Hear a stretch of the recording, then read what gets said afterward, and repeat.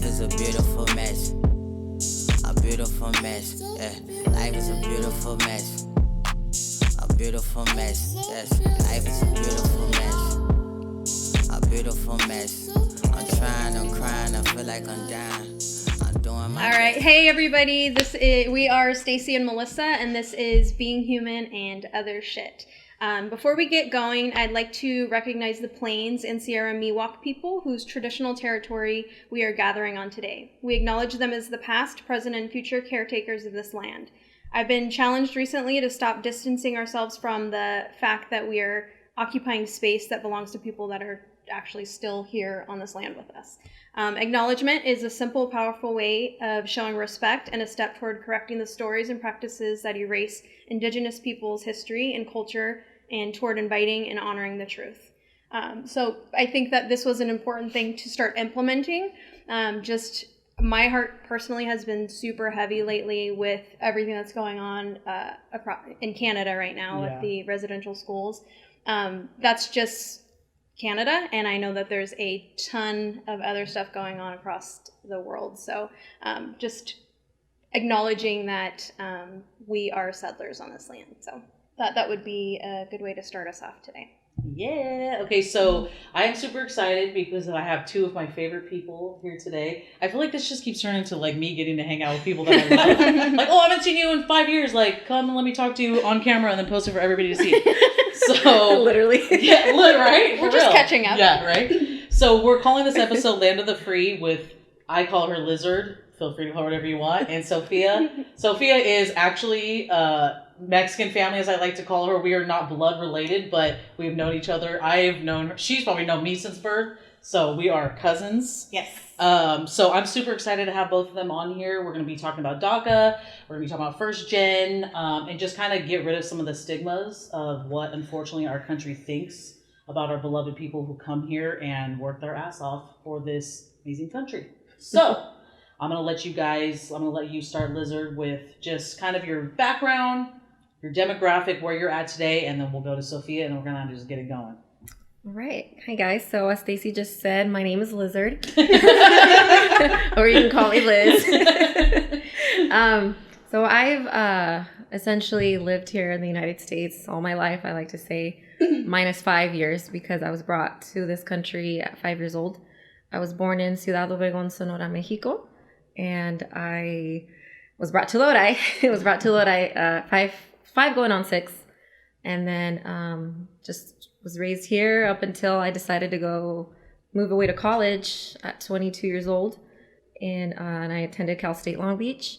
I was there 2.5 years, graduated at the end of 2015, essentially.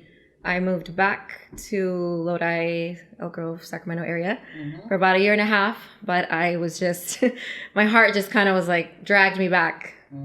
And so now I'm in Long Beach.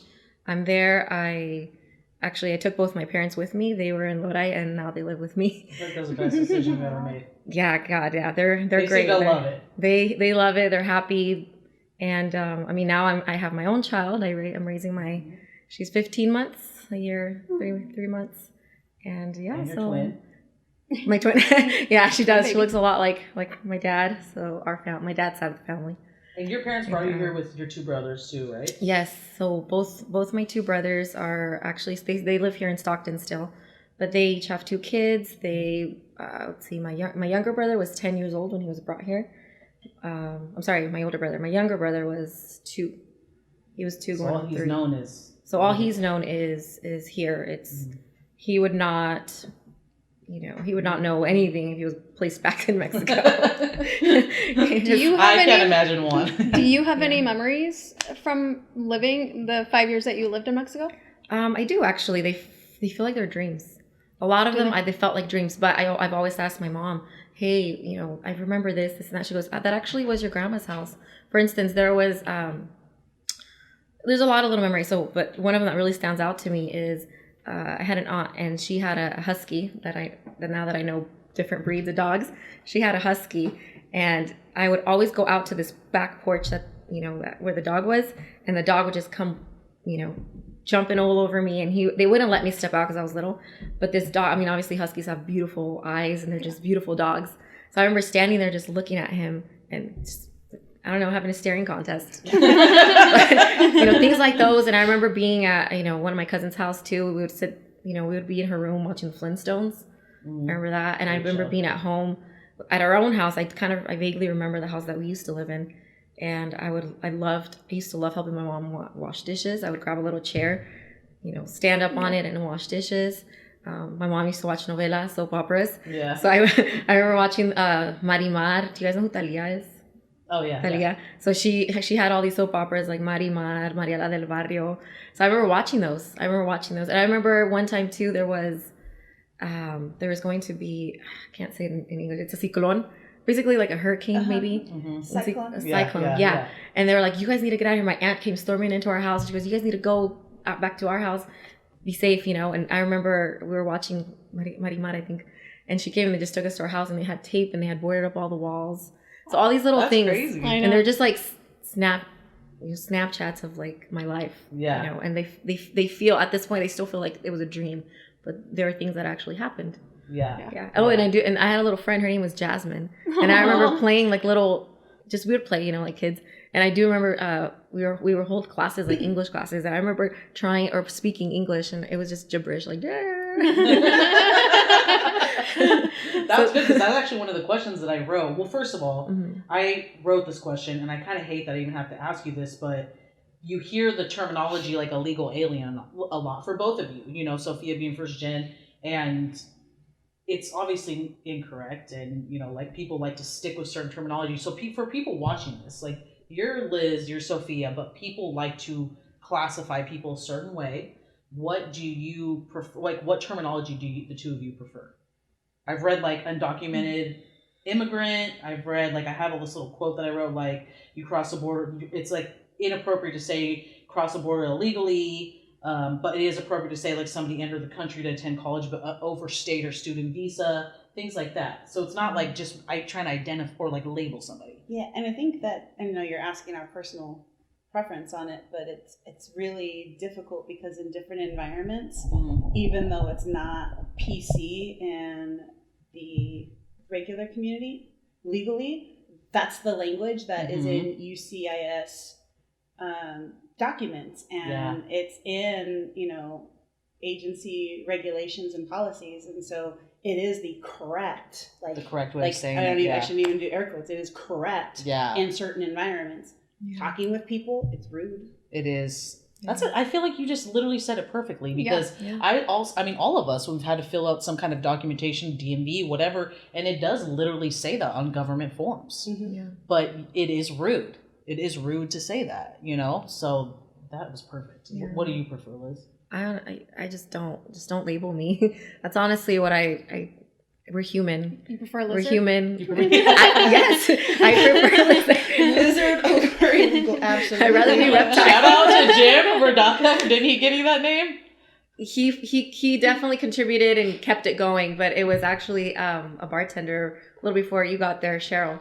That is she so started funny. it, and the minute Jim heard it, he was like, "Lizard." We worked at a restaurant here in Lodi that's been here forever since we were all little kids, I think, eating there. Yeah. That's where Liz and I met and became friends. And the owner literally had I started as Spacey, then I was Space Cadet, then I was Just Cadet. You had 60 names. So I still Lizard, call you Spacey. Yeah, you're Lizard in my phone. Like that's who you are to me. Oh, so Jim. Perfect. So Love you, Jim. Yeah. So I'll keep you as Lizard. That's perfect. What degree did you get? I have a bachelor's of arts and psychology. Nice. What drew you to that? Like, was it from your experience growing up, or was it just something you've been interested in? It was like we all do. I think we changed majors several times. It was mentioned earlier. So I initially wanted to do criminal justice. It was first RN, and then after that, I was like, I got into criminal justice.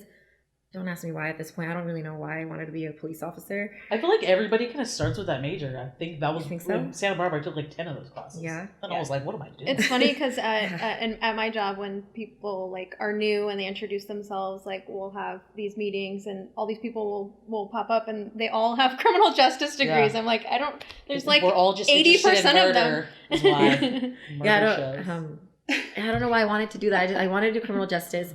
And then as I started going to community college, I attended Delta College for 3 years, 3.5 years. Great community college, by the way. Yes. People really don't realize how up there Delta is.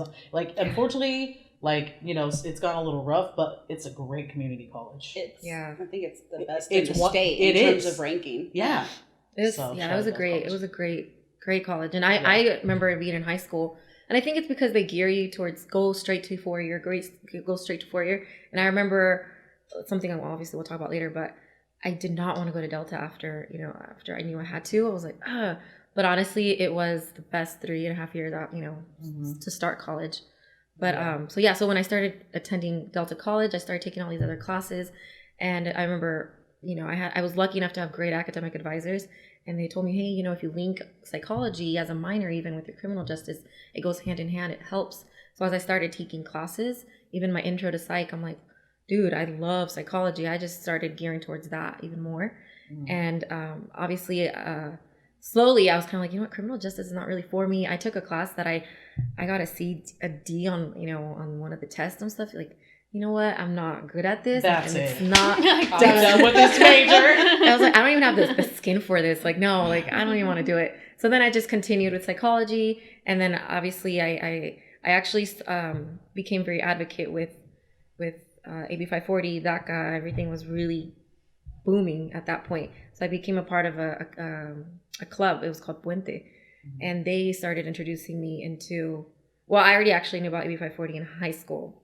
Let me backtrack a little bit. So in high school, when I was a junior in high school, I didn't know that not having a social security, not having full legal status in this country was going to impact me in the way that it did. I remember I was in an academy, C302, and the teacher, the coordinator of the entire program, she was, okay, I'm going to help you apply for FAFSA, this and that, let's get you set up, ready to go. And then she goes, make sure you bring this, you need your social. And I was kind of like, I knew I didn't have a social. I didn't know. I was like, what do you mean my social? Why do you need all that? Well, it's because you need it, to get financial aid and everything. And I was like, shit. And I had not shared this, or that information with anybody outside of my family. But I felt comfortable with her. So I was like, you know what? I have to tell her. She's going to keep asking me to help me out. So I told her, hey, I don't actually have a social security number. I wasn't born in this country. And she was obviously like super nice about it. And she goes, okay, that's fine. But she was honest. She goes, I'm not going to lie to you. It's going to be very difficult for you to obtain the money. You need money for this, and that. And I'm like, okay. She goes, but there's scholarships. And I think there's a program. That's when she mentioned, it was a bill at the time. She goes, it's AB 540, look into it, do your research, find out what can you obtain from it. And I remember... So, hold on. So I want to talk about AB 540 because I literally don't know what that is. Okay. But I also just want to point out that you said she was obviously so sweet to me. And I think this is just telling of who you are as a person and why I was so excited to have... I've said it in the beginning, I'll say it again. I was so excited to have you two on because you both exude positivity and just I know you both on a personal level, the shit you've had to deal with, you know what I mean? And she said, obviously she was so sweet, which that's so, I feel like not true. Like so many, not for you, I'm saying, but so many people do not get that response. Yeah. And she was kind to you. She should have been. Yeah. Right? And I think it's part of her job. Yeah. Well, I mean, I know we're going to get there in terms of the experience, but I feel like just in the little bit that we got to talk before we started recording is, I think that, and this is just my personal observations, I think that people who are born here and go for any kind of service expect exactly like what you said, that that's their job. They're supposed to be nice. But, for me, there was no expectation. You are undeserving, or you shouldn't have, or you shouldn't get. So when people are nice, it's like you're saying, well, obviously she was super nice. Like this was so generous. They were doing extra, and you guys feel, no, they're just doing their job. But when you don't have, or when people aren't offering, or when you can't ask because of the situation that you're in. I feel like that's a really big difference in terms of being positive and grateful about things, that there's just a different feeling about it based on the expectations you have going in. Well, there has to be certain anxieties about it before you. My heart's racing right now just saying it. I'm sure for you, like having to, I'm sure like communicate with your parents and take on a lot of that responsibility. There's probably always an anxiety about it, from a young child having to do certain things, not knowing. I mean, being a kid yourself, and then for you, not, how many doors have slammed in your face, just because you were brought here by your parents. How many doors have been slammed in your face? For me, I've traveled so much, and a huge thing I've taken from my travels is people that live in America, that were born in America, do not understand the conveniences they have. And my dumb little American ass, I remember being in Spain and being like, hi, I'm going to go out till 6 a.m. the night before and wake up at noon and go to like get cash out, and the banks were closed. And I'm like panicking and asking around, and people being like, this is Spain. This is not America. There's not 7-Elevens on the corner if you're hungry at 4 a.m. This is how we do. Spain's not a country that's doing without. You know what I mean? It's not third world. So it's like there was a lot of conveniences that you don't have as in other countries that you have as an American. So yeah. I think we walk around to just this ignorance, and I know ignorant is something that you and I have been talking a lot about, but like there's also this line of, this heroism, right? So when people are being kind, and they should be kind because we're human beings, then they're portraying themselves as like a hero because I'm treating people kindly, but it's like you should be treating people kindly. Yeah. This is what we should be doing. Yeah. And then the AB 540, that's what it's called. So right? It started, so where DACA and all that originates from is the bill, AB 540, that it was something that they've been trying to, they put into works years ago, even before I found out about it. And it was something that obviously would never even hit the House, or if it did, it was just like, no, it was rejected.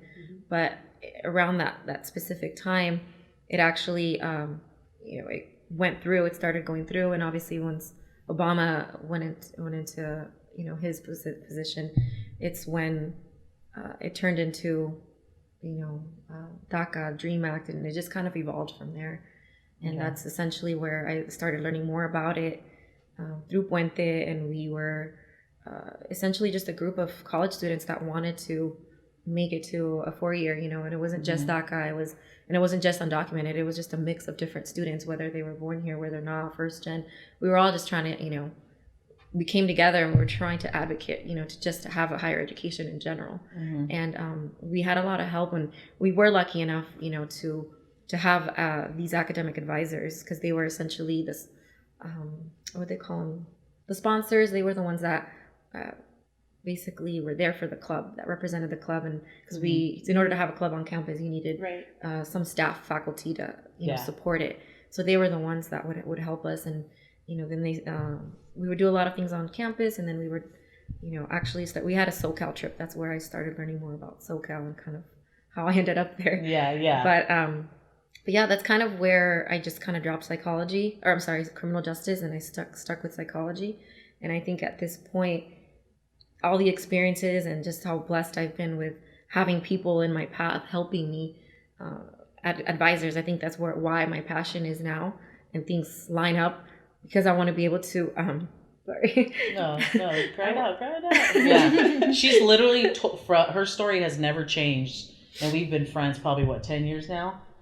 Yeah. Oh, yeah, 10 years now. She's literally never changed her story about wanting to help people and using, going to college to like help other students get to where she's at. It's always been that same story, and I super admire you for that. Yeah, and it's been a struggle. I don't know. It just keeps driving me back, and I'll share with you guys right now. I was telling Sophie right before we started recording I've been working in a company now with HR. I've just been dealing with different, after graduating college, I've been learning different aspects. I worked at ABC with Staci, and just different fields that I can do. Psychology is so broad, and it just, now I feel like things are lining up. There's this academic advisor trainee position that came up at CSULB, and it just landed. You know, all of these positions are just kind of dropping into my emails, and I saw that come up, and I was like, what is this? It just, the name drew me to it, and I read it, and literally just 3-4 days ago, I submitted my application.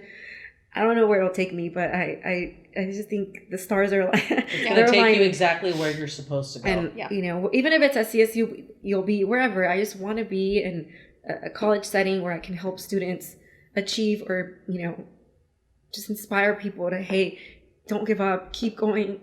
You know, things are going to like push you back. Things are going to get in your way. Yes, it's going to be hard. It's not going to be easy, but you can do it. And, you know, even if I help one person out in my entire career, you know, I can call it made.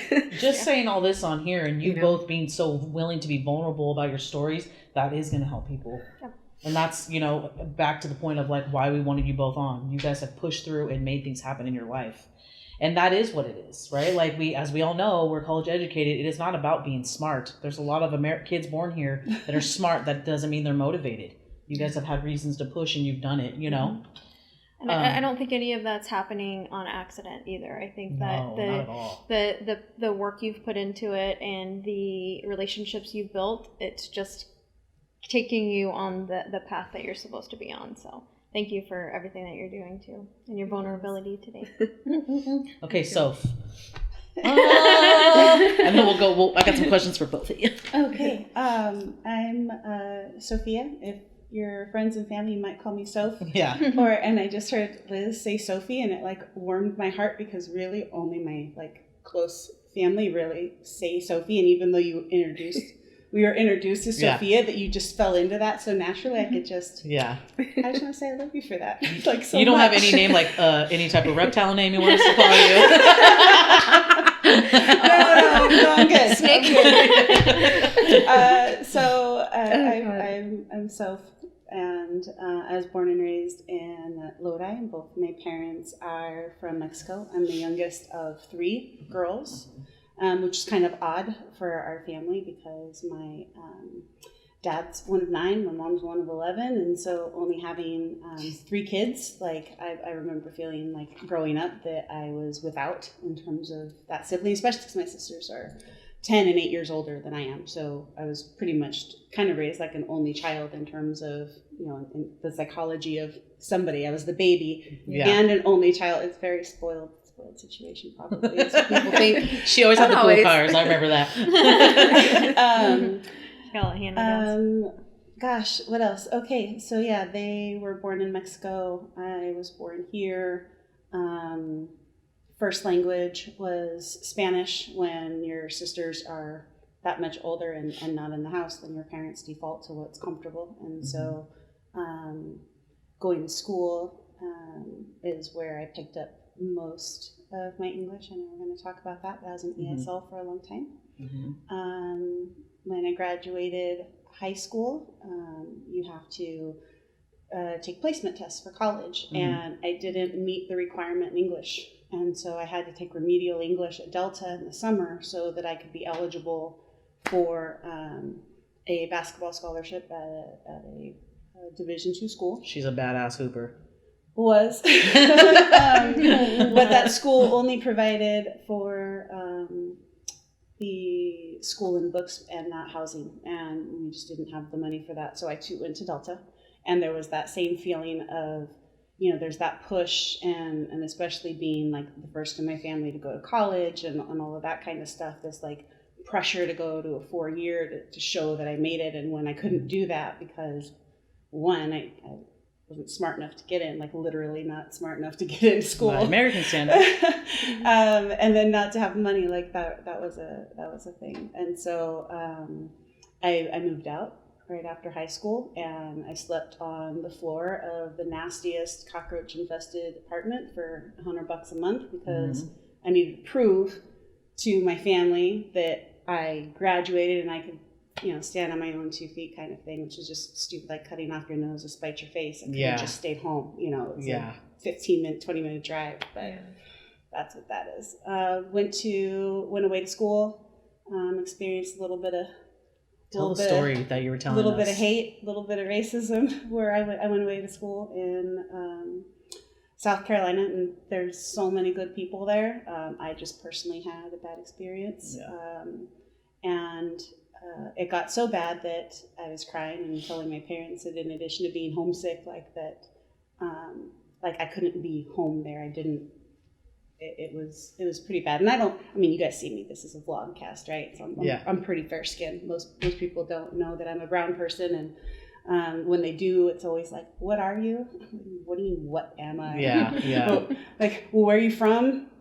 California, what I mean? They're digging, and I'll usually get, are you Samoan or Hawaiian or something like that, because I'm a very tall person and fair skin and freckled. And apparently that's a Hawaiian. You do Samoan have a total thing. exotic look. Mm-hmm. Thank you. Yeah. That's just me.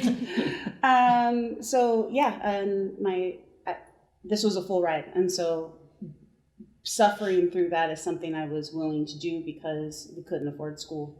And my dad just said that there's nothing that's worth that to come home. And this is where I was telling Liz, I know she wants to go into academic advising, and this is where, shout out to Sac State. I don't remember your last name, Jose, but I called and I said, it's fall semester. I've obviously missed the cutoff for spring. And I said, I can't stay here, and I need to go there. That's where my boyfriend is going. That's where I'll have a ride to school.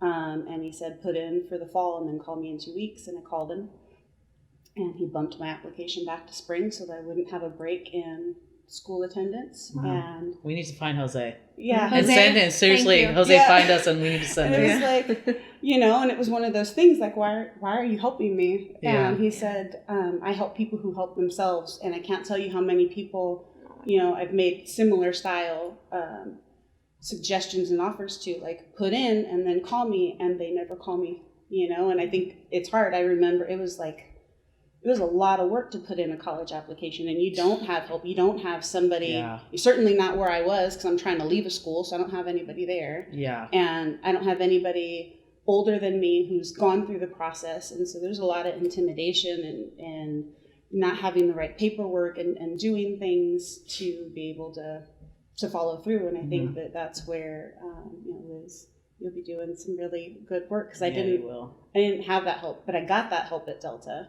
when I was there, putting in for school and that kind of thing. So anyway, he dated my application back. I went to Sac State. I studied ethnic studies with an emphasis in Chicano studies and double majored in Spanish. And then got my master's in public administration. Look at you. Woo! Doing big things. Get it, mama. Let me let everybody know. And she's a boss bitch. She has her hand in everything. Yeah, a little bit. Do you remember, when you first started to realize that, you had a different home situation than maybe other people in school? Since the beginning? Very beginning. Kindergarten, really starting. Yeah. So I was probably, everybody walks to school and that kind of stuff, but not in kindergarten.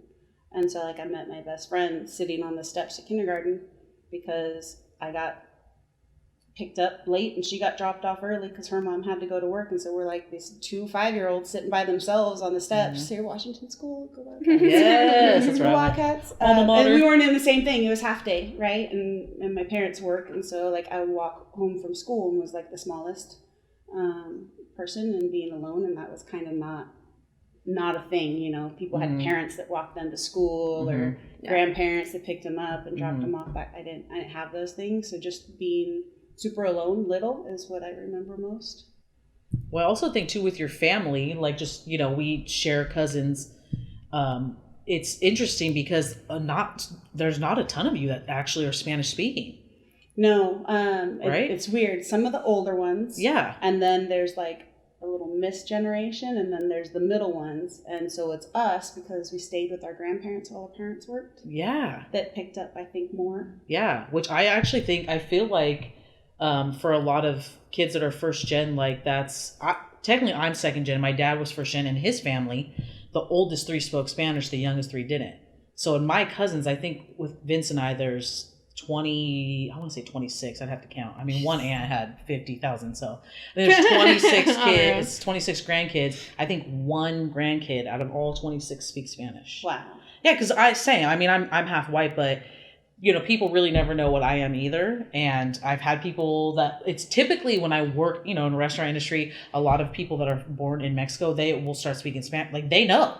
Yes. And I'm like, I wish, guy. Like, trust me, my dad did. And it's so validating. It is so validating when you go to a register and another brown person just automatically speaks Spanish. It's like, you see me. You Yeah. No. Well, and it's so frustrating because I think that people, my dad always told us he didn't want to teach Vince and I Spanish because of how he was treated at specifically Lodi High. He was treated so differently. And then dating my mom, and even though my mom, typically because my dad's been gone so long, people always think my mom's Mexican. She has dark hair, like her skin's a little bit darker. So people always think she's the one that's Mexican. And I'm like, no.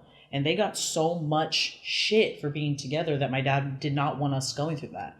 And my parents, for a while, especially in school, I would have to respond in English here. But it's funny because if we visited my dad's family who's here, they were always Spanish speaking in the home, bilingual, all of that kind of stuff.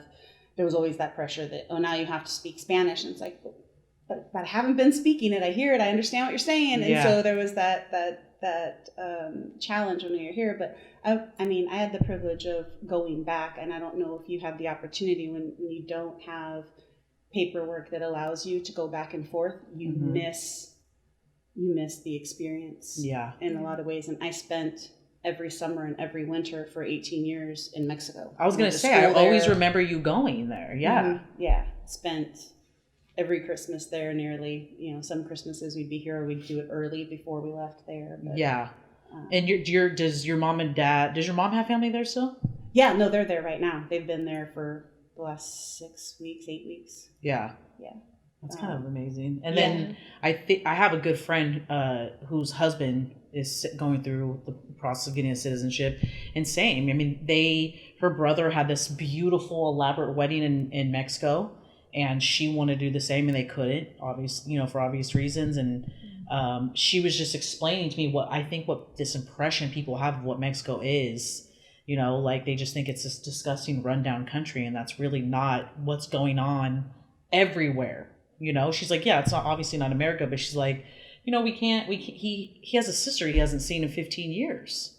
And, it's just so unfortunate. So yeah, you're right. Getting to go is such a blessing, Yeah. It is such a blessing.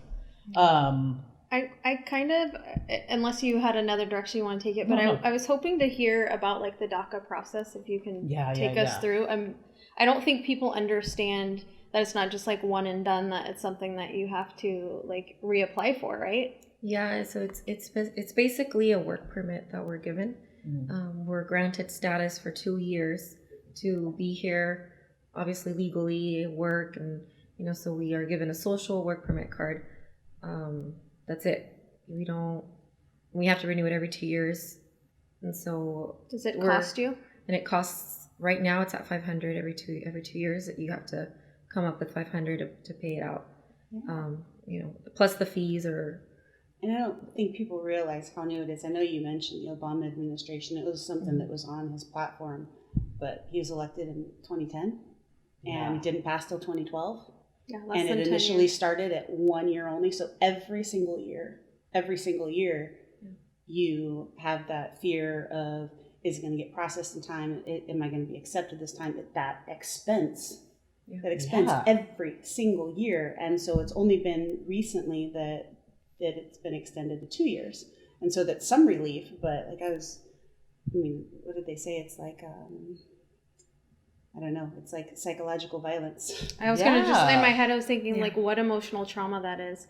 And I don't know if you're comfortable speaking about I just think about what the past administration, Trump.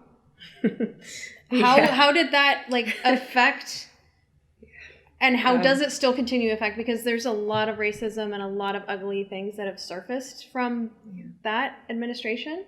And I don't know if you can speak to just how it personally affected you. Yeah, and your family. I think it definitely, I was already like I shared with you guys, I became advocate. I marched to the Capitol. You know, I did a lot of different things for this thing to pass. And when it finally did, obviously we were just like accomplished and wow, like, you know, we're somewhat equal at this point, you know, we're somewhat there. We're actually a little bit more human, honestly.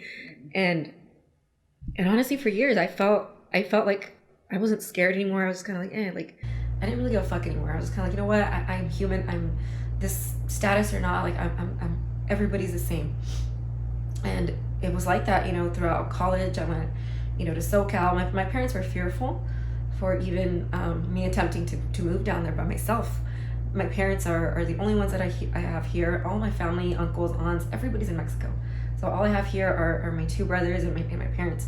So when I decided to go to SoCal, my parents were like, why are you going out there? It's far. Immigration is closer to there. You just can't do it. I lived inside this box of what Lodi was. I was inside a box, I felt like, you know. Yeah. Obviously, I haven't I haven't been able to leave the country just yet. I don't have my full status to actually leave. DACA doesn't allow that. Mm-hmm. They allow you to be here legally, but they don't allow you to travel or go. You can't come and go. I can't come and go. I can leave. They won't allow me to return. I would lose.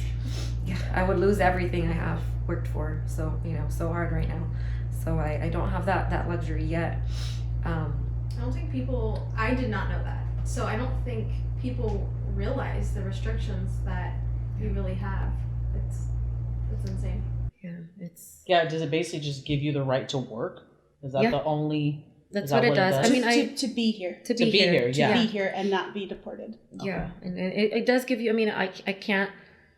You got to take what's given. So obviously, I'm grateful for having it. I'm grateful because I can buy a car. I can rent. I'm not fearful. People ask me for credit check. I have it. I'm not fearful for that. I can buy a house one day if that's what I'm kind of working towards soon later too. So I'm okay with that. You know, I take what's been given at this point. But obviously I don't feel like I'm fully there. And this last administration really made things scary because, so I moved back in 2017. I moved to SoCal. And I remember I had just gotten my own house. I worked, I was working with a different person, I had a different job. And this person was really cool with me and she helped my application look good with what I was making a month. So I was able to get the house for rent on my own. And I remember just like super stoked. I was there and I was like, dude, like this is awesome. I'm out here. This is happening. And I remember, what was it? I moved back in August. September 2017 is when this administration came out, or Trump or whoever. They're like, oh, we're actually going to end DACA. And I remember being at home. And I remember, I was on the news and it was all over social media. And I honestly went livid. I started crying. Yeah. I was just like, well, what do you mean? Like, you just can't take it away? Like, yeah. It was. Well, at that point, this is all you know. Yeah. Yeah. How old were you at that point? How old was I? 2017. I was 26, 27. So you had been here 21 years and this is what you've known. You've known living in America. Yeah. Yeah. And it was. It's a constant fear already, as it was, just every year, every 2 years having to redo it. And then for them to just say, okay, we're just going to take it away. It's kind of like, okay, now so it's just very up in the air. I feel like they're just kind of like, they're playing politics. We're little puppets and they're just, we're like, we're humans. We're being affected by this. You can't just play your politics up here and use us as your, okay, president wants to get nominated. Okay, yeah, do it. Little chess pieces. I'm grateful for Obama for what he did.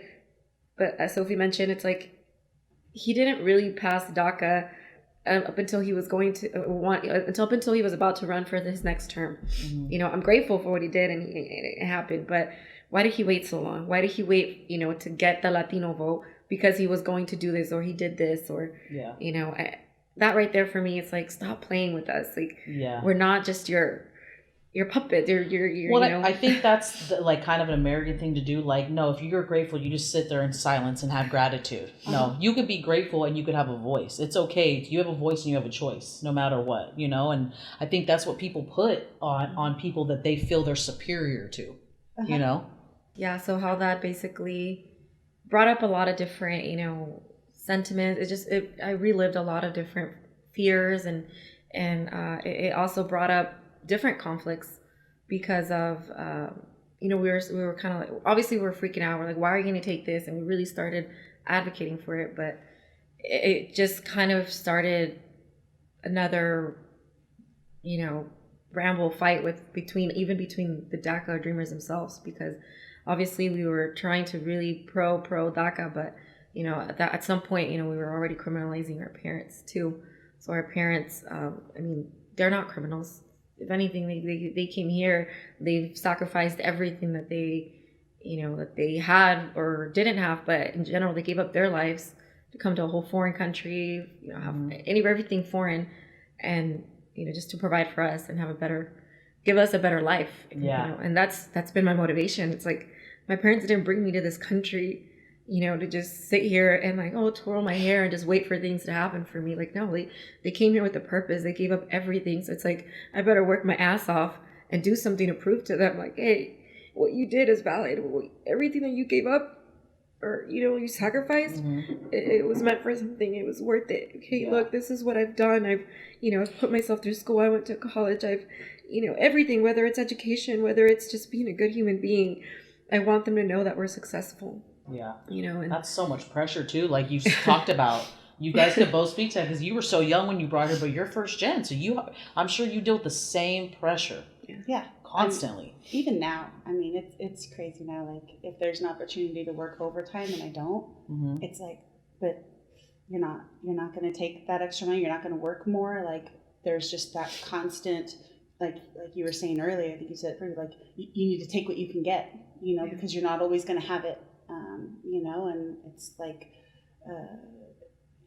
being here now and I married somebody whose family's been here for a bit longer. They're more established and well educated that, they'd rather spend time at home with their families on the weekend and to try and acclimate to a way of life that leaves room for that has been, I think, one of the biggest growths for me as an adult, because my parents weren't home because they were working all the time. They worked second shift, they worked 10, 12-hour days, they worked the weekends. Like, that's what you do. Like, you bust your ass and you prove that you're a contributing member of society, that you're not, because there's that idea that, you're taking from, or that you're lazy, or that you're not a contributor. And so there's that constant pressure to work, and so I often get labeled as a workaholic or not having balance and things like that. And it's just,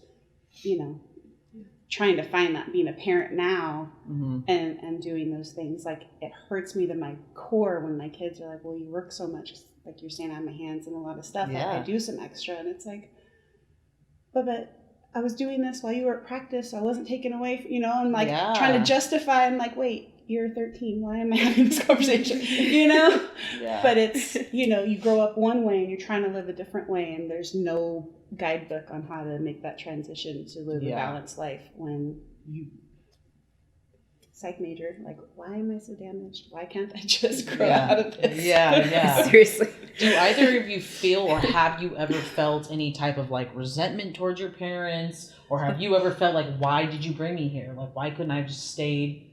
Like, did you guys ever feel that way? And if you're not comfortable answering that, you don't have to. I just imagine that brings such a heavy like burden on your shoulders. I'm not gonna lie, I have to be honest. I love my parents to death. Not so much now. I'm not gonna lie, I struggle with it a little bit even now, because my parents rely on me heavily, and they're getting older. They're well in their 60s, and my dad is 65 and he's still working his ass off, and it hurts me to my soul to see that. But that's my motivation. I don't want them working anymore, and oh God, sorry guys. No, get it, girl.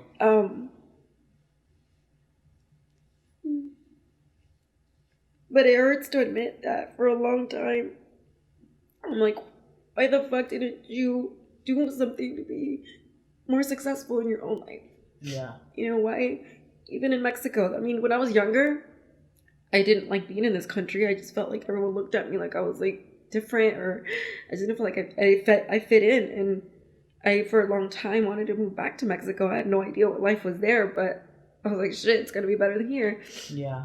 And for a long time, I resented my parents for not stepping up their game, for not contributing together as a couple, or, you know, being there for each other and actually doing something for my brothers and I.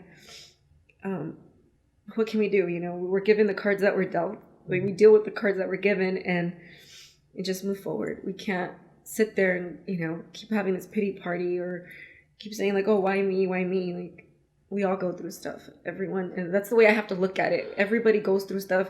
I can't just say like, oh, I've gone through all of this and I need special treatment. Like, no, that's not the case. Everybody, regardless whether documented, not documented, whatever, we're all human. We go through stuff, and you got to play your cards right, and you got to go forward. You can't just sit there and wait for things to happen or think you're entitled to things being right for you because, oh, I've heard this much. Like my grandma Swing always said, it's character building. And I hated that growing up.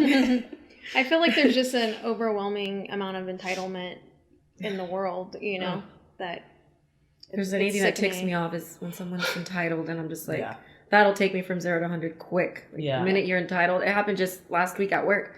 Someone, you know, some truck driver came over to my job and he was looking for somebody, and because the door was was locked for him, I went out there and he was just cussing me out. I was like, this fucking entitled.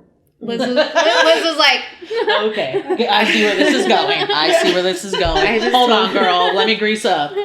And I just looked at him and I was like, let me go grab a manager, because I was not about to deal with him. Yeah, this is a manager situation. So did you feel that same way? About like, did you feel any type of resentment or even towards your sisters? Because I know they're so much older than you. Yeah. Yeah.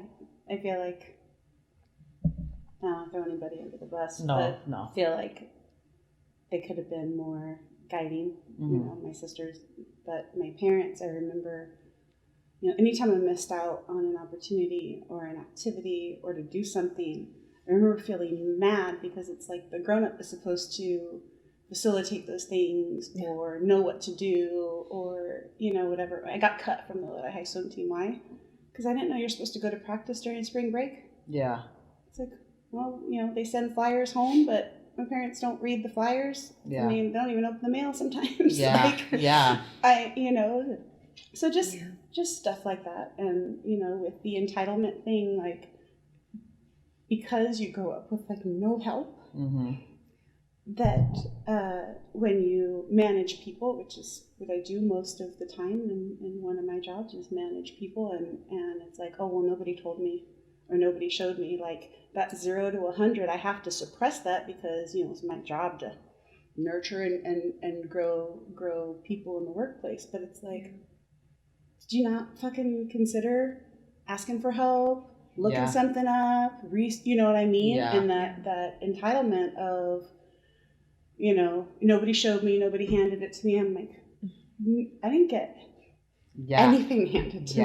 And I missed out on a ton of shit. You know how easy it is to access info now? I know. Literally, pick up your phone. Like, do I need to wipe your like? And that's butt? where, like, you're in teaching, and I love that. Like, I never would have done swim team if my 6th grade teacher was like, dude, why aren't you doing anything with your life? And it's like, oh, my parents are at work. She got me into summer school just so I had shit to do. Yeah. You know, got me all signed up for swim because no one else was going to do it. Like, you know, I talked about playing basketball. I didn't start playing basketball until the end of my 8th grade year, when my science teacher was like, you're tall, you should do something with that. And I went to one junior high basketball, you know, inter school thing where I just stood under the basket literally with my hands up. I'd never touched a ball before.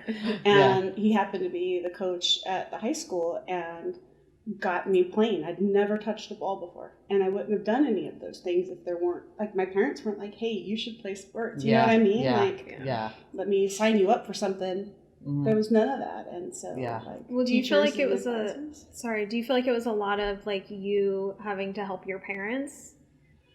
Like, speaking English, like, and, like... So, early, more on the paperwork stuff. Like, seriously, why am I having to fill out checks for bills? Like, that was the thing. And I remember, and I feel guilty about it now, but, I mean, I was a shit. I mean, I feel like an asshole that I'm here being, you know, upset that I have to fill out paperwork when really... Come on. And some of it was, you know, that same thing that you were saying, like, okay, you can read English now, you can write, you do it yourself. Like there was that, why are you still relying on me to do this when you can? And then, the guilt wave comes over because it's like, well, they've done all of this other stuff for you. You can't spend 10 minutes sitting at the table writing, just do it. It's That's teenage such a stuff, though. Yeah. But a lot of it comes from that more deeper thought of just being more self-sufficient. When you're forced to be self-sufficient, then why doesn't everybody else have to be? Yeah, I completely understand that. I'm glad too that you brought up education, because I will say, like, I think we all, no matter where we are, have teachers that influence us positively and teachers that influence us negatively. As somebody who, I deal with like an intake process because I am special ed, and I have a student that was brand new to me. I think I got him maybe 2 weeks before I have him because of COVID, I had him 2 days a week, and I got him 2 weeks before the end of the school year, which is pointless. And I am 100% positive as an educator in the special ed preschool community for 8 years. I have done, I could say, well over 1,000 assessments. He is not on the spectrum. He is ESL. And I see that. And I, as an educator, I don't to this day understand how some of our education systems are not set up to be Spanish speaking as well. Because I have to personally translate. So in my district, I am I don't remember the actual tier, but we're a low income district. I mean, to the point where if I teach consecutively 5 years, some of my loans will be forgiven because the turnover is crazy. And my district's awesome. I've had no bad experience. But so we get flyers in English, Spanish, Hmong, Russian. Sacramento's very, very diverse. I think it's one of in the top 10 diverse places in our country. So I'm lucky to be in a district like that. But my mom, is in this district, and she's had to translate, not necessarily always Spanish either. It's Vietnamese, Laos, different. People don't get there are different dialects within different cultures. And so your parents missing that, especially back then, it was probably the 90s, that was not happening. Yeah, and I feel like looking back and having spent a little bit of time in the education community, I probably shouldn't have been in ESL. And I feel like ESL probably hindered my education because I didn't need to be there. But do you know why they placed me there? It was the rules. Yeah. What's the primary language spoken at home? Spanish. Boom, you're in ESL. I didn't know this until I was working in schools that's how they decided who was going. There was no language proficiency. There was no, you're doing well in school. You can probably just stay in the regular classroom. No, I got sent to ESL where I wasn't learning anything and I was missing out on actual instruction. It's ridiculous. I don't know. Yeah. Just to add a little bit to what she said, it came to me, and it's happening right now because I have my first nephew, which you've met, Staci. He's 10 years old. He was placed in ESL. He was just taken out not that long ago. And 10 years old. And it's 10 years old. Because you check the box, what language is spoken at home? Spanish, yeah. And I was like, why is he in those classes? I understand, but this kid's not, I was born here, but he's super smart too. It's like, why is he in those classes? And I remember telling my sister-in-law because that, they weren't understanding, and I was like, dude, you gotta tell them, get him out of there. It's not gonna help him in any way. Yeah. So now that you mentioned that, I'm like, they did honor roll, that kind of stuff in elementary school. I was on honor roll and in ESL. You were a superstar. Remember that? That's what it was. It was superstars. Yeah. Watching Wildcats, superstars. Yeah, I see it all the time. I know my mom, she's going on her, I think, 22nd academic year coming up. And every year it's and for her, as special ed, we don't even get a lot of kids, like I was saying, that are ESL that are put in special ed. And my mom's emotionally disturbed special ed. That is her population. I am autism spectrum. So for her, it's no shit, this kid's emotionally disturbed and pissed and angry. Yeah. He's been shoved in ESL classes for 14 and attempting to communicate. He speaks English, trying to communicate with you that he is past this basic math you're trying to teach him. No wonder why he has anger issues and you're labeling him as ED. A lot of those tests are so biased anyway. A lot of those assessment tests are so biased towards any, most other populations. So it's super frustrating. It is a huge flaw in our education system that needs to be corrected. And it just takes some teachers and academic advisors that give a shit, you know, that care enough to find a way to communicate with parents. I also think it's like weird when people, if someone's been here 10 years, 15 years, whatever, they're like, why don't you speak English yet? It's like, I have never, ever, like, I have tried to learn Spanish and I cannot. And my grandpa is only Spanish speaking, right? Like Joey and I's little grandma, she didn't become a citizen until she was 92. And she always tried to communicate with us, whether it was cooking for us, trying to body language, hand leading, pointing. And, you know, as Liz knows, she worked with me at my last school. Communication is not just words. Yeah. It's not just language all the time. There's so much more than that. And if you would just pay attention to those kids that need that, you know, extra help and support, it's that simple. It's giving a little bit of a shit. Like, people aren't willing to do that. Melissa asked, when did you know you were different from the other kids? Mm-hmm. Every time they pulled me out of class. Yeah. I hear stories all the time, specifically from you and other friends who get taken advantage of. I don't know if this has happened to your parents, by immigration lawyers. You know, I don't remember what the name is of the people who are bringing people over from Mexico to Coyotes. That they're taking advantage. Women, you know, tales of sexual abuse, rape, you know, just taking their money and running. You hear those stories all the time, and that's all stuff that's happening technically illegally. But these lawyers who are taking people's money and promising them, you know, certain steps towards they're trying to become legal citizens. They're doing their best to get to that point, to be what, you know, some Americans consider like contributing members to society. But they have these lawyers that are taking advantage within their own community. And I know you've experienced that, haven't you? Where like people have taken your money and now really like kind of sold you dreams. And maybe you may be confusing me with somebody else.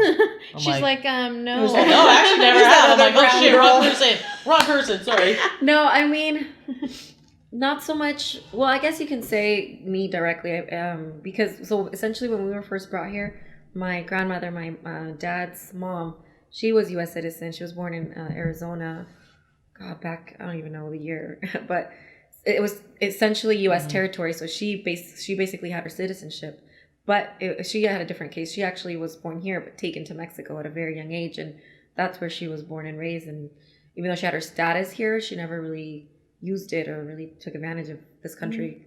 She was there, but my dad, and you know, he's one of 11 as well. So a lot of them started migrating here, a couple of my uncles and stuff, but then they've moved back.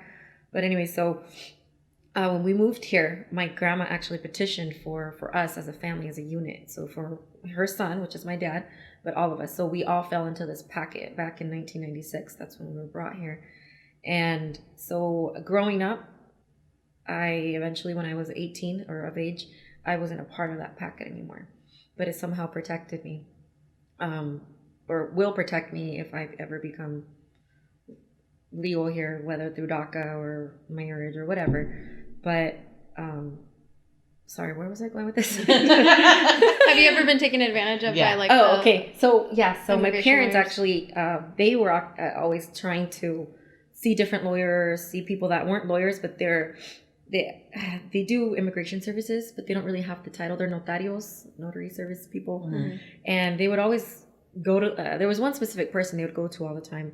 And after I got older, I'm like, why do you guys keep going to that person? Why don't you try other people? Why don't you try, you know, seeking other answers? I don't understand. And for the longest time, they just kept going to all these people, you know, and even if it was like $200 per visit, but I mean, it's money. You're spending time, and these people wouldn't really do much. Or they would say, some people would say, oh, your case, it's still pending. There was one person actually that gave us hope, but then not really. They said, oh, your case was actually...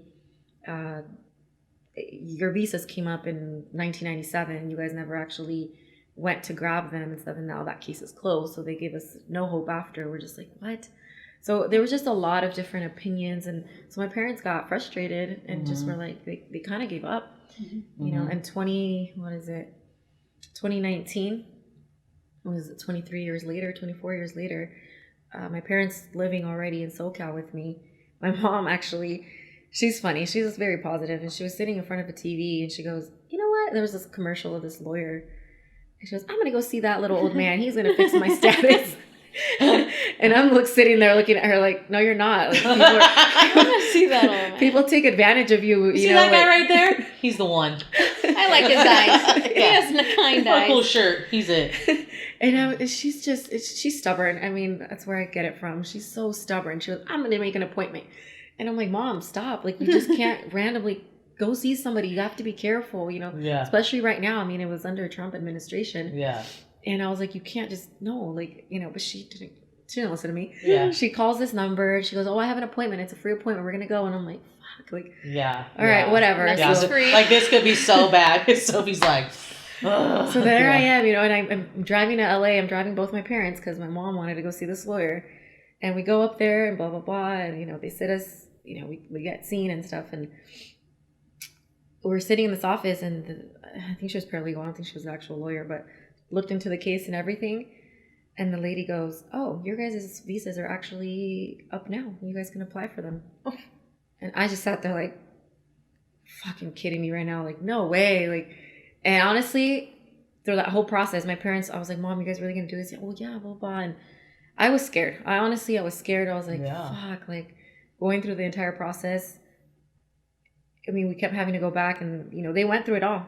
But honestly, for some miracle of God, my parents are actual legal residents now because my mom followed through. Hey, kept listen, going. it was the shirt. She was- knew it. And they Relentless. they coughed up money. They paid over almost 10 grand. That's Yeah. crazy. But it's like, fuck, like they were able to return to Mexico that year, November 2019, That's so after cool. so many years. Yeah, But that's so cool. The Yeah, pandemic that's hit. My mom's actually going to leave me for 3 months, and come October, she's going to Cancun and doing all these crazy things. We're going to see Mama like Girls Gone Wild. She's all, bye, bitch. But honestly, it warms my soul. I'm so happy for them. Yeah, hell my- yeah. You're like, do that shit. Go Yeah. crazy. Like, if I was her, I'd be like, dude, take my baby, I'm out. No offense, I love my daughter. Listen, I have some wild oats I need to sow, so I'm going to need you to take my child for 3 months. It's like Rumspringer, like the Amish people do.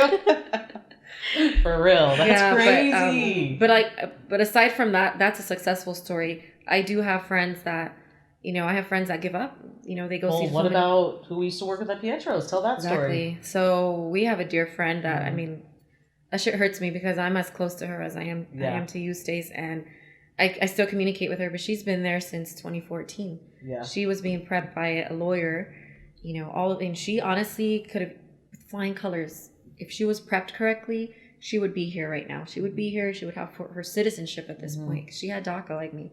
She might as well should have stayed here with She was DACA. Married to an American citizen. Yes. And Had a son who was born here. Yeah. And because she wasn't properly prepared, because this lawyer, if you're a lawyer and if you're not too sure of your answers, look it up, do something. Don't just lie to the person. Yeah. Because essentially what happened is this lawyer prepared her, and because she was just guessing her way through her application with prepping her in her interview, she essentially had her answer things that incriminated my friend. And so that right there, essentially they denied her the residency and basically gave her the 10-year punishment. She has to stay in Mexico for 10 years. And it's been 7 years now. Yeah. Almost 7 years. Is her family with her? She has, her son has been back and forth because the dad is here, and her son goes back and forth. But she's not with her son 100% of the time. She's over there now. She's that still alone over is there. heartbreaking. Her mom is here, though. Her mom is sister's here. She's alone. She was left alone out there. She was living with her grandmother, and her grandmother died through this process about 2-3 years ago. Gosh. So when her grandmother died, it's like, shit, where did she go? Yeah. I mean, she's with somebody now. She actually had a daughter. She has a daughter now, and she's with her boyfriend. But before them, she was by herself.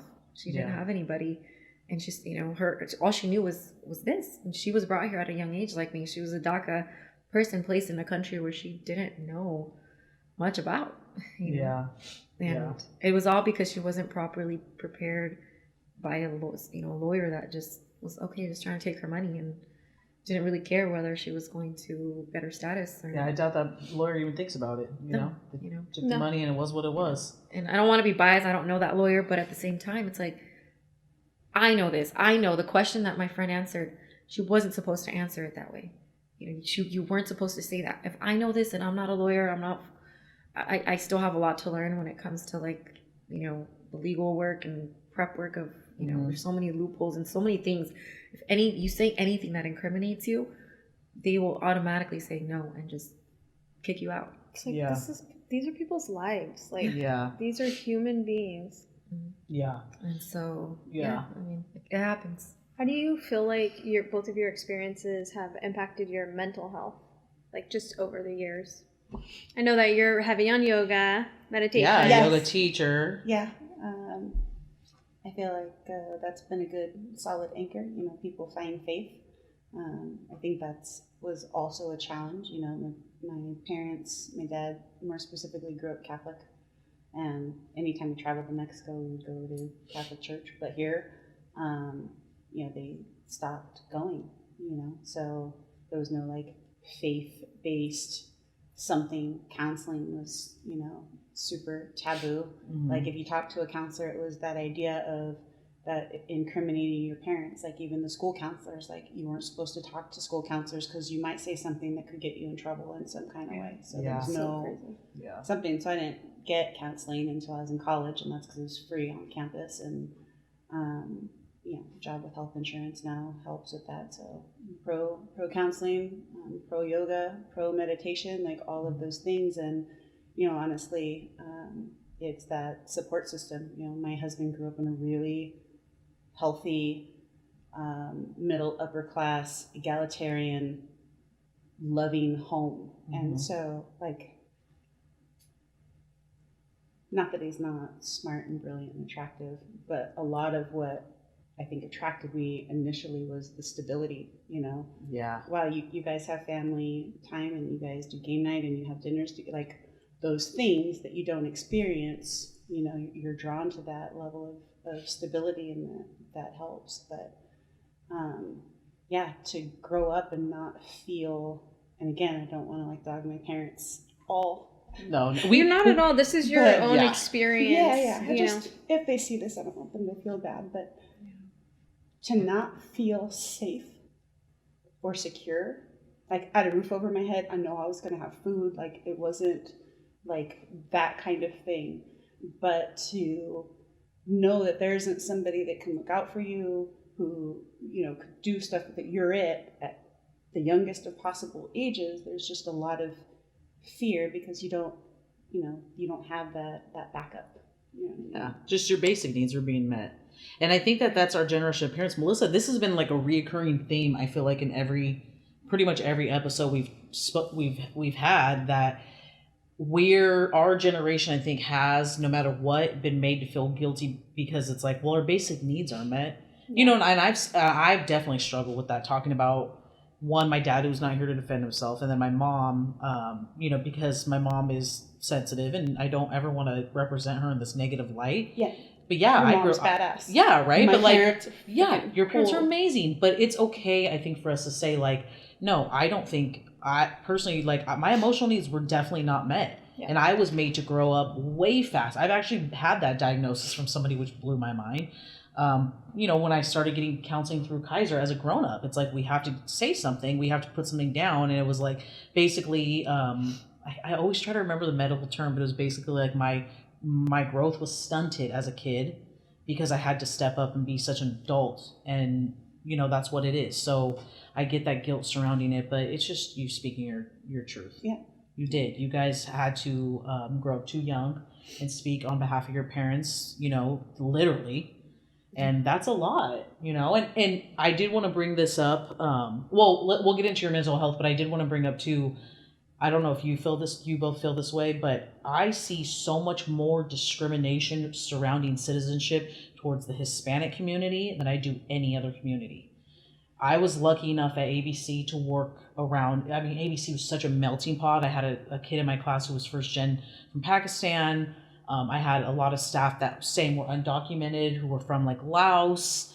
And, I have friends that are Vietnamese who are first gen, a large group of family that like the way they talk about their upbringing, it's like, man, you know, you dealt with such different struggles, but it seems like specifically the Hispanic community gets so much more grief about it. So, And I could be wrong. This is just what I observe. no, and I think it's where we're from too. Mhm. So one, Mexico's our closest border. Yeah. Two, California provides food for much of the world, Mhm. and so there are just more of us here, and more of us here doing the work. Mm-hmm. And so, you know, I love the joke when people are like, "Oh, they're here stealing our jobs." I'm like, "You go fucking prune some vines. Can I Seriously. Just, Oh my I'll God. trade you. That was You my, go work in a that was my greenhouse? first job." Yeah. Okay. So. No, but we're giving handouts over here, aren't we? Like, nobody else wants to do that. But when you talk about other communities, I think some of the different views, and this is just like you said, my observation, it can vary, and I think that a lot of our immigrants from Southeast Asian countries Mm-hmm. were fleeing genocide. Yes. They came here as refugees and asylees, and so there's a different view because they were forced here out of survival, whereas more often than not, people from Mexico are coming here seeking a better life. Like it's a choice. Those folks didn't want to leave their country. They had to leave their country. Yeah. And now you're seeing some of that too, because some of the folks coming in from Mexico aren't Mexican. They're coming in from South American countries who are having political conflict, who are having other major social issues, and they are coming here for safety, and it's difficult for them to seek asylum or to seek a refugee status. Like it's not an easy thing to be able to document and prove, so you can get that type of entry. Yeah.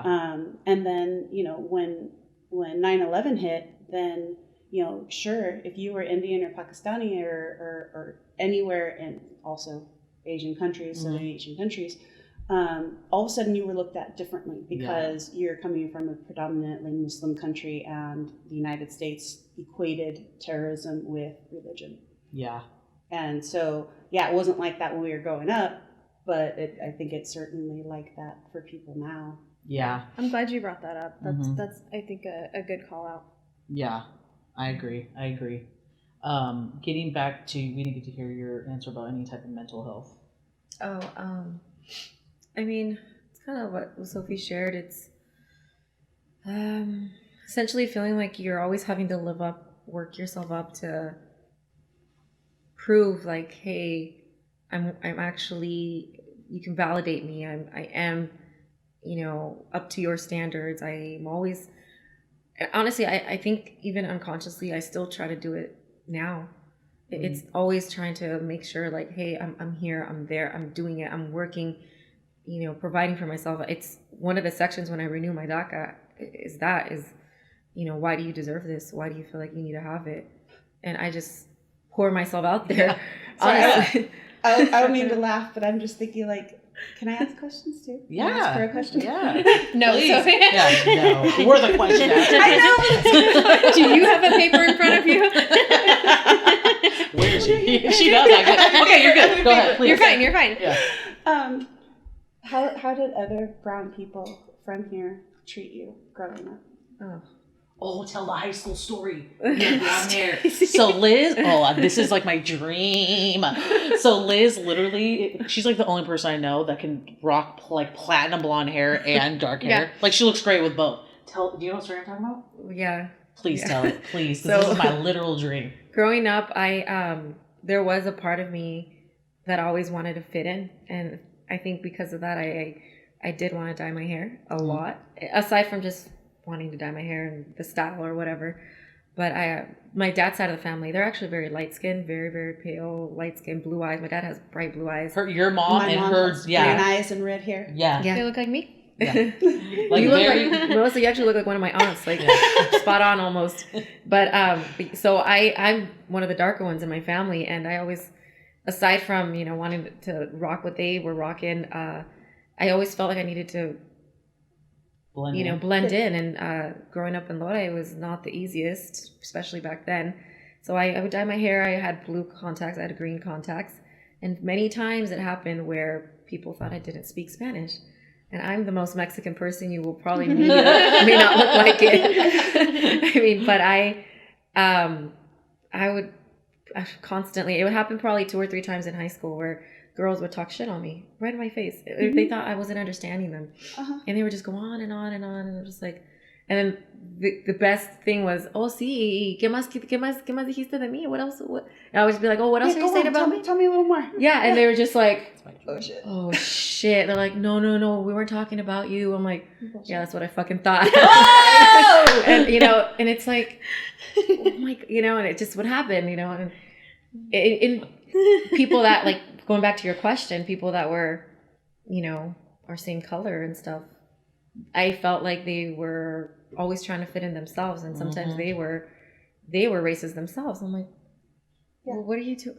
Why? I don't understand. Like, And you're embarrassed. You're embarrassed to speak Spanish. Why? Like, you know, I got a lot of that too, where they would be embarrassed, and you know, and honestly, when I was younger, as a little kid, I would feel embarrassed. I'd be like, why I should just be white. I should just have blonde hair. I should have blonde eyes.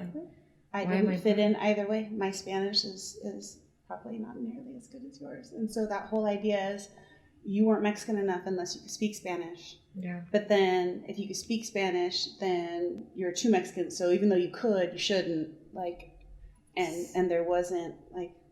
It's so interesting You hearing can't this win too. either way. Yeah, you were hated either way. You can't. Yeah. Even when I started serving, there was a family. I always have, and till this day, you have to still be careful. I would go up to a family, and if I could tell they spoke Spanish, and I would try to make it easier for them, like, oh, I speak Spanish too. Either they were like, oh, they were really happy, or they were offended. They were offended. They're like, no, I speak English too, and it's like, but I can tell that they were better. You know, I'm like, okay, so you have to just.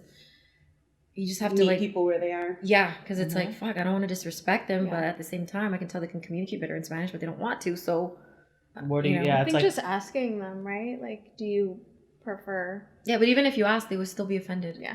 They would Yeah. still get offended.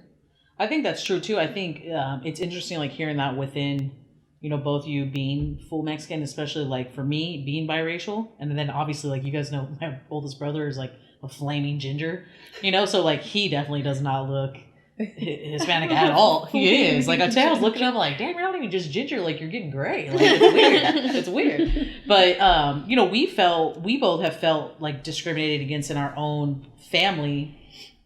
Not and funny enough, not my white side, but on my dad's side by elders, because we were never Mexican enough, and like my dad was Spanish speaking, he was dark as hell, you know, like, and because my mom was white, it's like we would get, and it's like, so it just really, it's like no matter what, you just can't win. When you go into that mental health topic, in the yoga community, it's a lot that we talk about, that feeling of enough, like to have so many layers of being a woman and not being enough, being in a community where you don't fit a specific mold, so you're not enough of one or another to be enough. Like, I think that constant state of enoughness, whether it's like identity of self or enough to feel like you've made it. Like, Yeah. I think that's probably the biggest. Well, and then to think about growing up, I'm sure, especially like you being older than Liz, think about like, you know, and then coming here from Mexico, it's like there was one channel on TV that had some representation. You know what I mean? Like there wasn't like Jennifer Lopez's and a bunch of, I mean, even now there's not a ton of big name actresses that are Mexican or of other cultures. You know what I mean? That don't, it's like, I always think of, what's her name? Priyanka. I think she's Indian. You know, it's like she represents her culture. That she's the you know what I mean? It's like Jennifer Lopez tries to represent like Puerto Ricans, and it's like Salma Hayek's Mexican, but it's like I could name off 16 different white actresses right now. Yeah, it's why Selena, when that came out, the world lost. That's my their favorite shit. memory of meeting you. Lost their shit when she made it big, because it was like we all did. Yeah. You know? Exactly. I was just when you were talking right now, I was thinking of that scene. It's one of my favorite scenes when they're in the van and her dad was just like exhausted, you know. He goes, you're never Mexican enough for the Mexicans, you're never American enough for the Americans. It's like you're having to, you know, do the best you can here and the best you can here, and it, you know, and he's like, it's exhausting, and it's like, and watching that, you connect with it so much, and that's one of the things with Selena, aside from her being just Amazing. amazing to look at. But yeah. I just, you know, if she was alive till this day, I would have, oh God, I would give anything to have met her Yeah. because she would represent that. You know, she was that first gen here, and she was just breaking barriers and going, just, you know, dashing through that. And it's like, fuck, like, Yeah. you know, like, Yeah. It's good it's very representation. inspiring. Yeah. Well, ladies, man, I'm really like, I feel like we got a lot of good stuff. Yeah. Like everything, it was honestly way better even than I could have imagined. Yeah. I don't know if you have any more. No, I mean, I guess just to end it, like, this whole thing has been positive, but is there any, like, one specific experience that you're super grateful for throughout your journey? That was heavy, I know. I know, yeah. So go ahead and just sit on that and try to think of one. Something that just, it doesn't have to, I mean, there's no right answer, but something that maybe you can pull from that. Or even like, one you're person. If you super had one grateful person for. throughout your life that you're grateful for that kept I'll take creating, a person. Yeah, a person's okay. That kept creating experiences. I mean, you talked a lot about Ben's family. I actually have met Ben's in-laws multiple times. They're amazing, wonderful people. They're pretty great. Yeah, so it's like that always rings out to me. You know, it sounds, Liz, like you've been really influenced by people you've worked with and advisors, and it actually influenced you enough to want to do that yourself. You know? Yeah. There's been so many little things that I can't give it to one person themselves. I can't give it to just one thing. I mean, I guess the two people that I can really thank are my parents. Yeah. You know, they're the prime motor. They're the ones that dropped everything and left to provide for us here. And, you know, whether I've resented them or not, they know from the bottom of my heart that, you know, I'm so grateful that they did it and that I have them here still. I'm blessed that they're still alive and they're here and enjoying their grandkids now. There's just so many little things. And Staci, I actually, since we're here, you played a huge role in my life. Aww. When That made me cry. No, it's honestly, I don't think it's something I've actually shared with you and I've actually directly told you, but at Pietro's, just meeting you and the person you are, the confidence you inspire, I was so naive when I was working at Pietro. So naive. So I corrected you. Such a no. She has that effect on people. Like in the best way possible, though, because I was someone that, you know, going through so many insecurities, whether it was my status, whether it was my physical look. Girls go through that a lot, where they're so insecure. We feel like we're fat all the time. We're ugly. We're, you know, all those type of insecurities. And I feel like I learned, and you inspired me to be so much more confident and be comfortable in my skin and really just do away with, you know, what is it? I just felt like my parents, I think you would understand this. It's you grow up in this home where it's like you have to be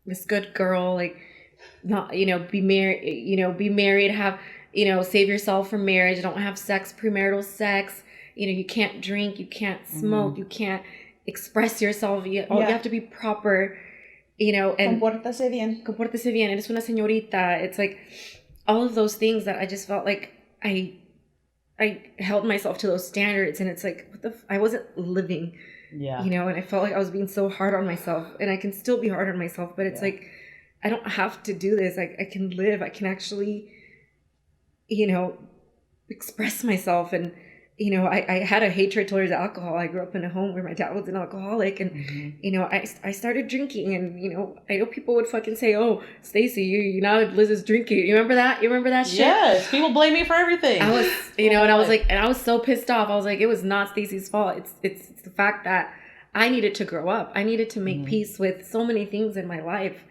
Yeah. And, you know, alcohol was one of them. And honestly, I fucking love alcohol. I love drinking. You can have a healthy relationship with everything. You can, and every day. I know, like, no, but aside from that, she just helped me be me and really bring out who I am. You know, help discover myself, and you know, jump into just taking those leap of faiths of discovering like who I am, what I wanted to do, and making those mistakes. I think that's the biggest thing is you just have to make, I mean, man, I've made 40 years worth of bad choices, but yeah. I honestly, and making mistakes could have been really detrimental. So that fear of making a mistake was real. On top of the pressure of always having somebody tell you how you need to be. Yes. Yeah. And that's where I felt like I always needed to be what I was being told to do. And, you know, taking that jump and rebelling. And there was a point where my parents looked at me like, who are you? And this and that. And they had to, like, they themselves had to grow up and realize like I was growing up and I needed to be me and, you know, build that person up.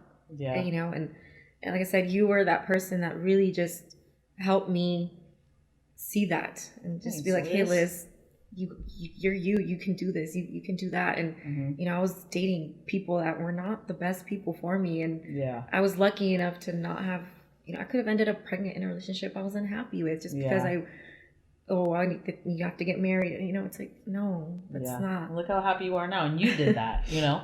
And it was going against, you know, I lived with someone outside of marriage and stuff. It's like, who gives a shit? Like, God still loves me. Like, you know, exactly. And he told me so. My boyfriend and I had a 2-bedroom apartment in college because we weren't living together. I had my own room. I kid you not.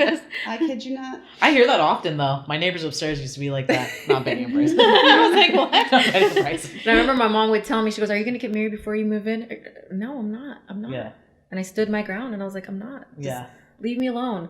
Yeah. But now it's completely opposite. I mean, not opposite. I'm not obviously going to hold my... Now your parents have a 2-bedroom? I'm not going to ever hold my daughter up to those standards. I'm going to let her, you know, guide her the best I can, but I'm not going to tell her who she needs to be. Yeah. And, you know, but my mom is the one that's like, man, she's planning on getting a divorce now, maybe. She wants to go to Cancun. She wants to live her life. She said maybe.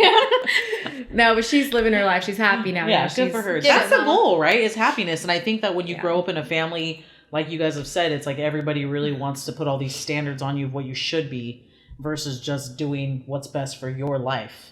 You know, not saying make a bunch of asshole decisions in the process, or try not to, like you're going to, but, you know, look at all those things you went through and look how happy you are as a mom now, you know? And what you're contributing to our communities. Yeah. I know I'm very grateful to know you and for everything that you're doing for future generations. Yeah.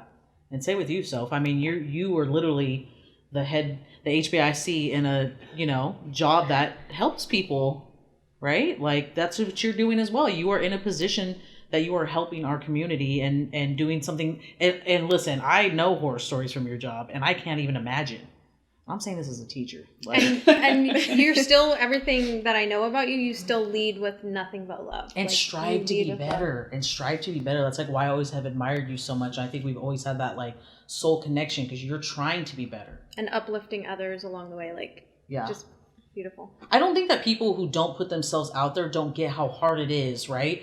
To like do these things to put you, like I told Melissa, we're going to get people that are going to probably not to our face, but behind our backs talk a gang of shit about like, what do you guys know? Who do you think you are? You know, but it's like, I could care less. I know she could care less. The whole function of this is to get like people that it's a benefit that we know that you both need and want to hear it. Yeah. That's all this is for. Yeah. So I admire you for that too. Always putting yourself out there and trying to do better and making, you know, you and your family, all your family. I've seen what you guys have had to go through, especially in this last 5 years and what you've made it out to be. And I really admire you for that. Thanks. And thank you guys so much for being here. Thank you both. Yeah. Thank you. Love you both. Love you guys.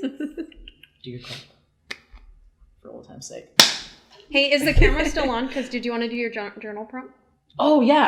So I wanted to start this. I'll kind of explain it. I don't think we only have a few minutes, but we keep forgetting to do it. But I want to do a journal prompt.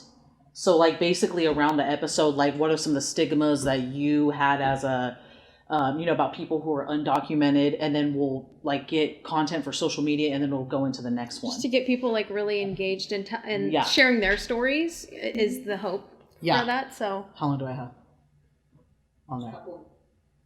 Not too long, but okay, cool. So we wanted to start something with this next episode where we do a journal prompt to kind of get people engaged in what's going on for the next episode. So after watching this episode and listening to these lovely ladies talk, we want some of you to reach out to us. You can either DM us, we'll put something up on our social media that goes about the stigmas of undocumented people, your experiences, what you thought, and please be honest and be raw, because the point of this is to educate people and to make people who are human more human to you, and basically the journal prompt will be, what are the stigmas around what you have been told growing up about undocumented people? So there's power in stories, and we want to just share our stories with each other and uplift each other. That's the point of this. So hope to get your engagement. And I think it'll be interesting to see the responses and the stories shared. Yep, go get a journal. Now, go get it. Write it on and the then napkin. slide, Just write it out. slide into our DMs.